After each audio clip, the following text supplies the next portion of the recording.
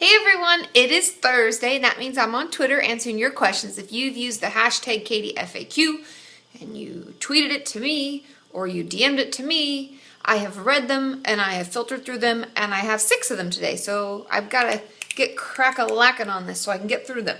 And stay tuned because I also have a journal topic that's really cool. It was actually something that I just watched a video from one of my followers, and she has a new book.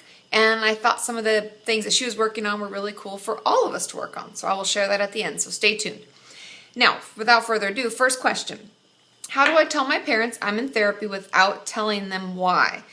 Now, I have issues with this a lot in my practice, as well as from many of my followers. You will ask me the question, hey, how do I tell my parents I want therapy without telling them why? Because we might not want to say, I have an eating disorder, or I self-harm, or I'm really anxious or depressed. I find, sorry, my nose is itching.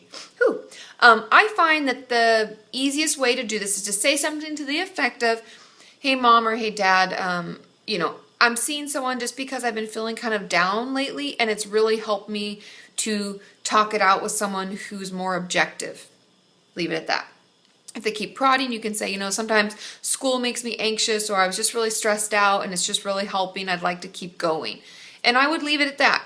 They shouldn't ask more than that, and if they do, you can just say, that's why I'm going, just because it gives me someone to talk to. Don't you like having someone to talk to? I would say something like that, and just leave it at that, because it's not really their business. Okay? Question number 2, is it possible to have your weight come back and be more depressed than ever? Tell me I'm not alone here. You're definitely not alone. Everybody feels that way. When we gain weight back and we get back to maybe our healthy weight or our ideal body weight, a lot of times our self-image and our depression can worsen. And that's why it's really important for us to have support and to have groups. I think for this, the best is groups, because just like this question that this person asked is like, tell me I'm not alone. And you're not alone. And I have a video on how building a better body image, and I need to do more on those. I just have so many videos to do, guys. I try to do as many as I can, okay? But you're not alone, and I would reach out to your therapist and talk about it and process through it. And if it's a medication thing, if you're not taking your medication and you're supposed to, or if you're on medication and you're still feeling really depressed, I would talk to your psychiatrist or your doctor to see if that will help with that as well, okay? Question number 3. My friend said she's going to kill herself, and now she's been gone for 3 days. I told my counselor, but nothing's been done yet. What do I do now? Other than telling your counselor or talking to her parents or some other way of getting a hold of her, there's really nothing else we can do. And I think that's why in a lot of my videos I talk about having healthy boundaries with people, and the fact that even though we love our friends, if they're going through a really hard time and they're suicidal, there's only so much we can do. I mean, that's feasible, that we can actually do. And to hold ourselves to like a higher standard and to think, I should call this and I should do this, it's kind of setting ourselves up to feel really bad about the situation and the outcome, and maybe even blame ourselves when we're doing as much as we can. So I know it's hard, but just keep telling yourself, I'm working as hard as I can. When you can get a hold of her, remind her that you're there. I mean, like I say, that's really all we can do. And I'm sorry that your friend is suffering. But hopefully things will be okay. Question number 4. My mother is extremely emotionally abusive, and I don't know how much longer I can deal with it, but I'm under 18 and can't get away. How can I cope? I've struggled with this with a couple clients. I don't have any currently, but the things that have worked best for them is signing up for any kind of after-school program, or joining a choir, or learning guitar, or joining some kind of team or something, anything to get you out. My old client joined a book club, joined intramural soccer, started doing all sorts of things, making plans with friends, just not being home until later. And when you call to check in or to let your mom know, you keep it very short and limited. Just say, I wanted to let you know I'm going here. I'll be home at this time. Love you. Bye. And that's it. I mean, I know this sounds really terrible, but to put ourselves in situations where someone can just keep hurting us and keep being detrimental to our recovery, we have to kind of slowly protect ourselves. And then hopefully you'll be able to move out soon. You'll be 18 soon. Okay?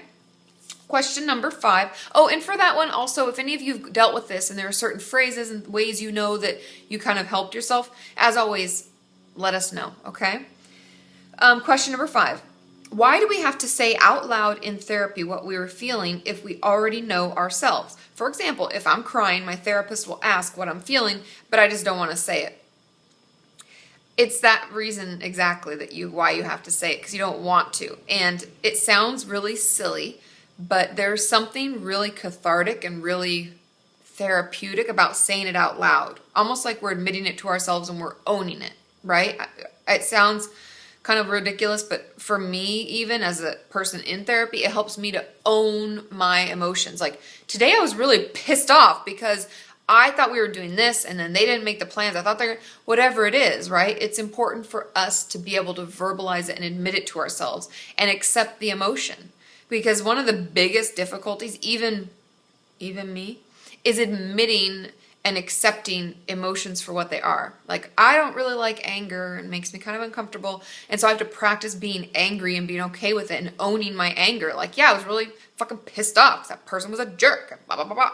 But once I say, okay, yeah, but you know what? That's it. It doesn't ruin my day. I can express it. I can be open and honest, and then I can move on.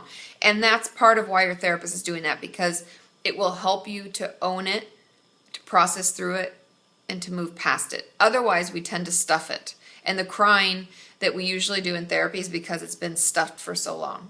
I mean, that's just my personal opinion with my own therapy. But yeah, so that's why. Okay, question number 6. Is it strange to feel frustration towards people who I suspect of using eating disorder behaviors because I feel like my EDM behaviors are my special thing? No, I hear this all the time. Our eating disorders are really competitive and they're our worst enemy, and they put us against people that we love and care about and people that we don't even know. They'll put us against anybody and compare us and make us competitive and angry, and it's very normal. And the best thing to do is to download my workbook, and my eating disorder workbook, task 1, and talk back to that nasty voice, because it'll do that to you. It's terrible. But until we get our eating disorder under control and we feel better managed, like we're getting the support and we're in recovery, it'll keep doing that. It just, I don't know. I don't know why it is. It is just part of the process and part of the disorder. Okay?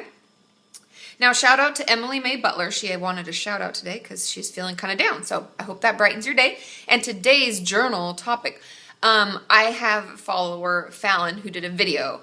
And her channel is Singing with Celine.